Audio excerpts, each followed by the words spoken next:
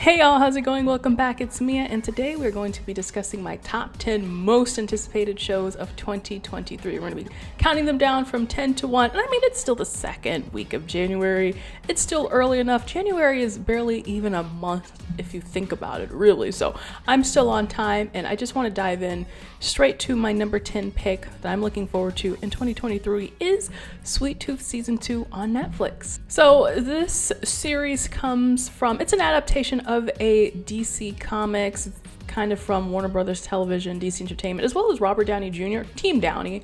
And so I had to look this up on what's on Netflix because I was trying to explain this in my own words, and it's such a complicated series, but they put it pretty well here. The series is set in a post-apocalyptic future where a viral pandemic wipes out most of the world's population. It also sees the birth of hybrid babies.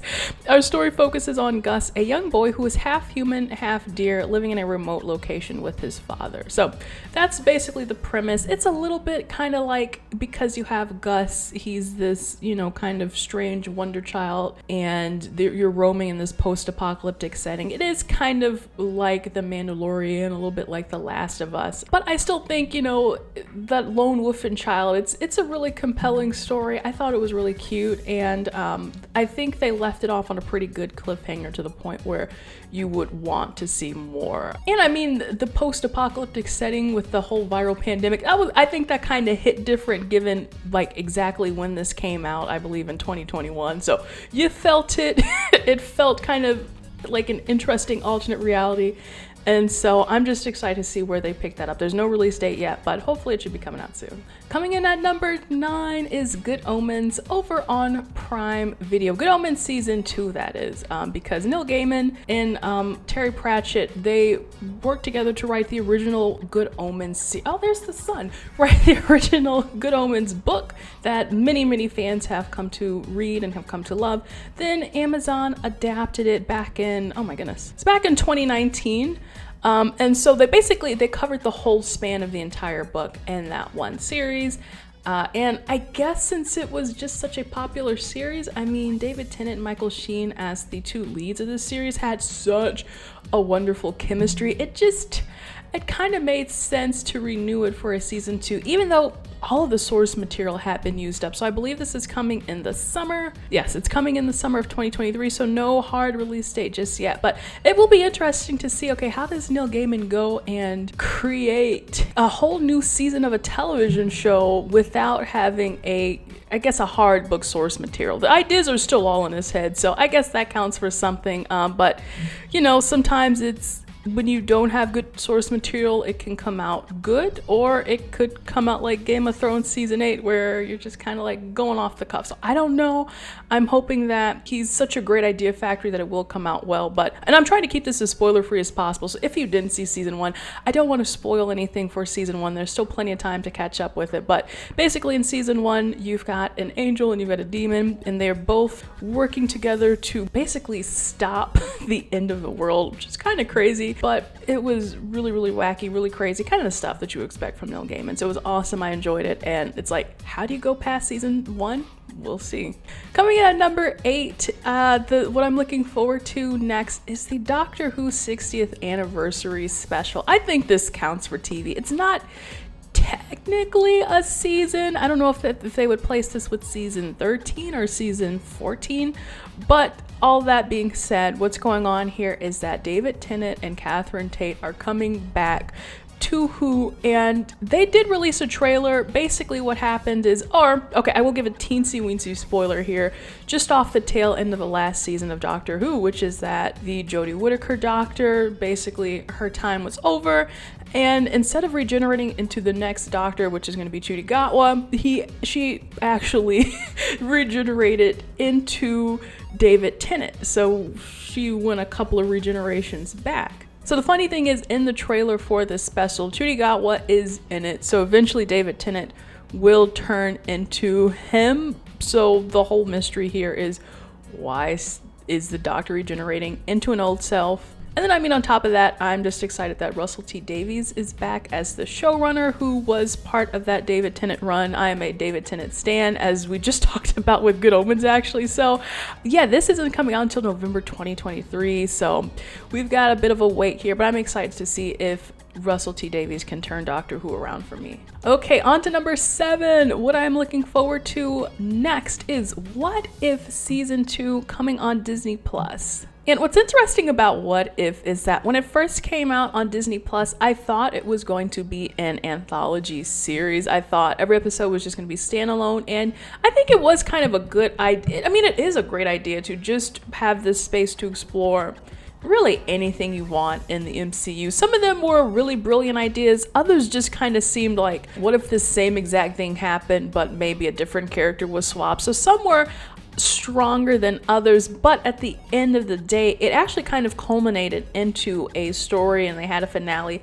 I actually would have liked for them to forego that finale and had just kept it as a anthology, or maybe build up that whole thing with a little bit of a spoiler here. No, okay, no spoilers. I said no spoilers. I do just wish, though, that maybe they had drawn it out a little bit longer if they knew that they were going to get a season 2, just so that it felt like something that should be really big that happened in the finale, but since they got to it like that, I'm like, okay, so how are we going to amp things up in the next series? So I am looking forward to that, and I think they have some leftover episodes that were supposed to be in season 1 that hopefully we'll see in season 2, such as the Gamora episode. You remember they were selling Funko Pops with the whole like Gamora, daughter of Thanos, and nobody knew who she was because it was like she didn't really appear until the very end of the series.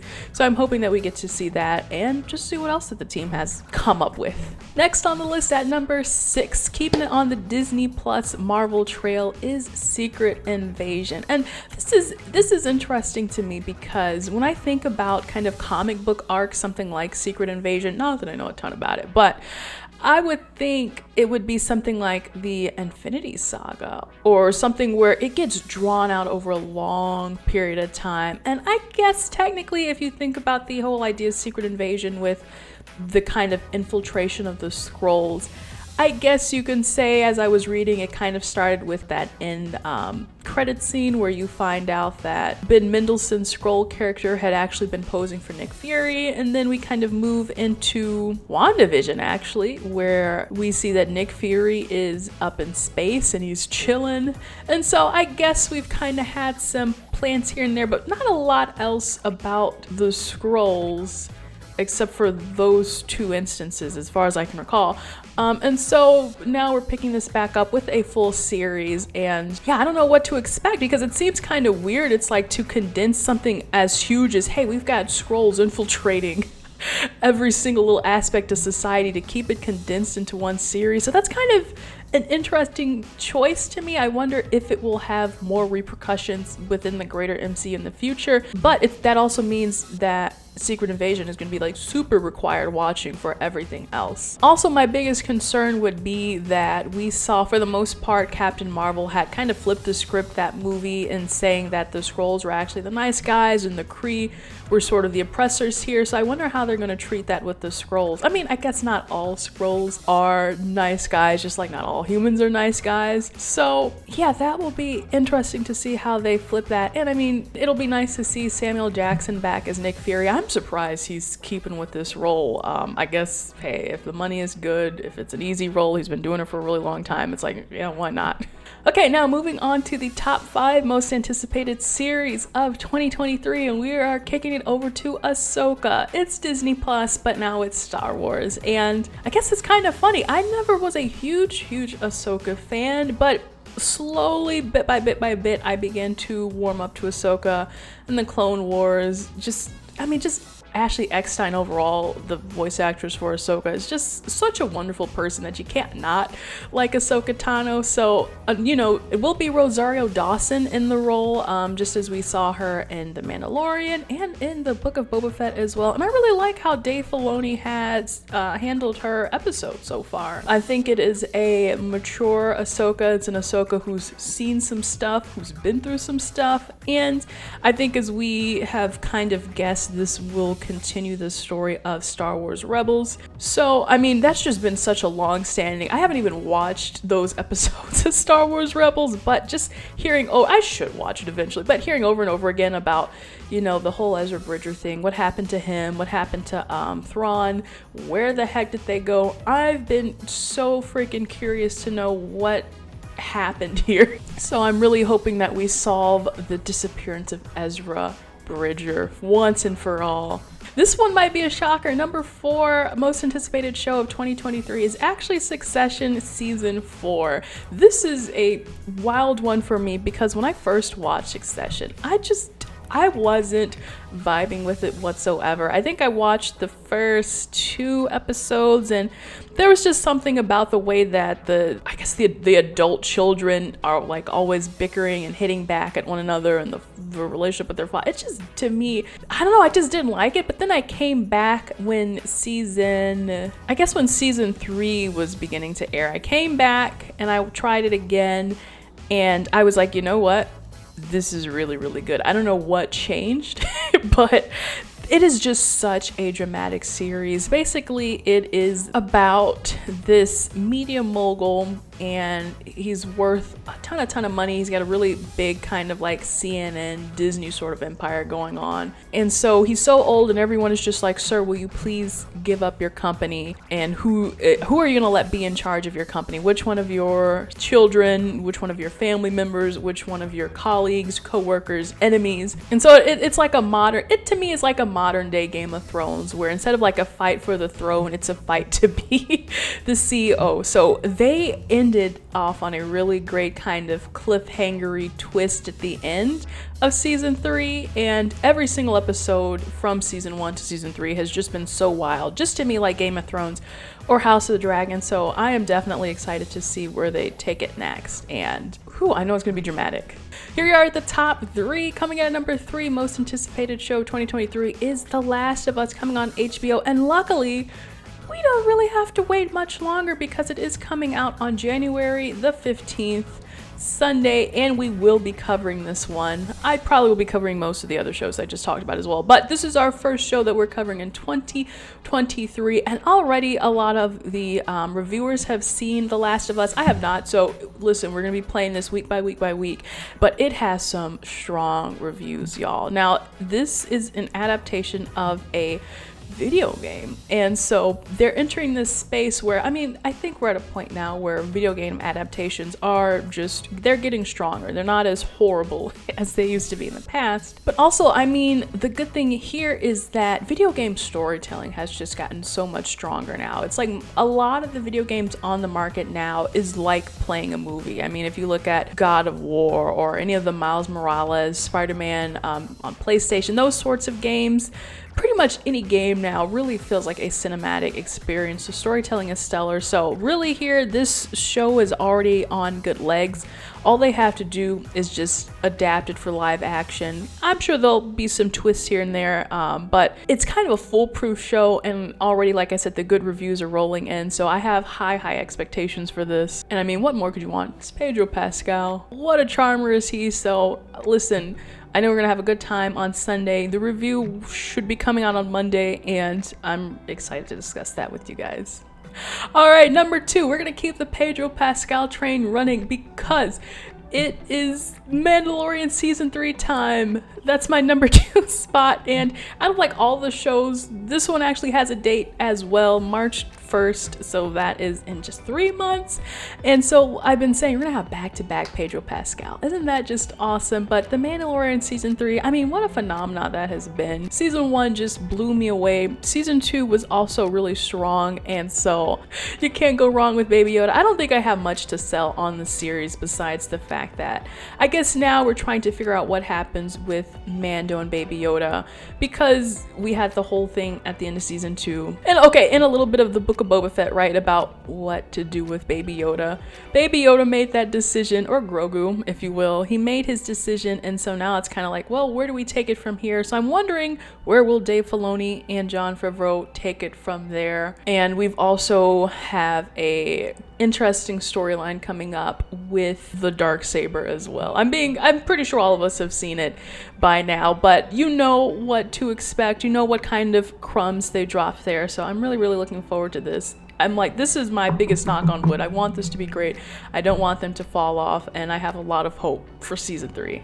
And now, my number one most anticipated series of 2023. This is your last chance to take your bets. Put $50 down because you know what this last one is going to be. Or maybe you don't. My number one most anticipated show for, unless you've been looking at my glasses at the notes, how dare you? Number one most anticipated show for 2023 is Loki season 2. I mean, I've had this Sylvie crown on my desk since Halloween, and I've just been too lazy to move it. So listen, guys, Loki has been my number one favorite character in the, should I take this? There we go. Has been I'm taking this off. My number one favorite character in the MCU since, I would say, 2012 Avengers. So that's 11 years of standing. Talk about a veteran's discount. I've been in this for the long haul now, and so it's awesome to see. I mean, Tom Hiddleston having his own show with season 1 was just remarkable. Season 2, I'm hoping, will be even better. And Owen Wilson too. They had a really good chemistry together, especially with Owen Wilson playing the straight man for once. I just watched him again in Zoolander. That's been pretty popular, but I'm like, wow, how he can go from Hansel to Mobius is pretty incredible. And I said Loki's my favorite character. This became an Owen Wilson appreciation post. But I think it all just worked together. And I especially liked just kind of the in-depth character exploration that they got to do with Loki's character as a whole. Just kind of going from just some villainous guy always on a rampage to, hey, maybe I should explore why I'm doing this. It's kind of like he went to therapy. So I think also the biggest thing about Loki season 2 is that it connects to Kang Dynasty. As I said, I'll try to be spoiler free, but I think we pretty much all know what's going on here. Now, the fact that Ant-Man and the Wasp: Quantumania is coming out first is an interesting indicator. Because we had Jonathan Majors in season 1, and he's showing up as Kang in Ant-Man. And then we'll see what happens in Loki season 2 and how Ant-Man affects that. So answers will be coming soon because Ant-Man is coming out next month in February. And so I'm hoping that this whole build up to Kang Dynasty is a great one. So we shall see. Wow, okay, how long-winded was I? I mean, there's some great TV coming out this year, and I mean, there's probably a ton of other stuff I didn't talk about. I didn't talk about Ironheart, Agatha. There's a lot of stuff coming out in 2023. So I put that in the blooper reel. I hope this is going to be a good year for TV, really, guys. Let me know what you're looking forward to down in the comments. I love to hear about it. What's your number 1 pick? What's your number 10? What's your number 20? I want to hear it all, and please be sure to like this video if you enjoyed it. Subscribe for more. We are so close to 400 subscribers. Let's do this, and I will see you. Stay tuned for my most anticipated movies of 2023. I'll see you in that video. Bye.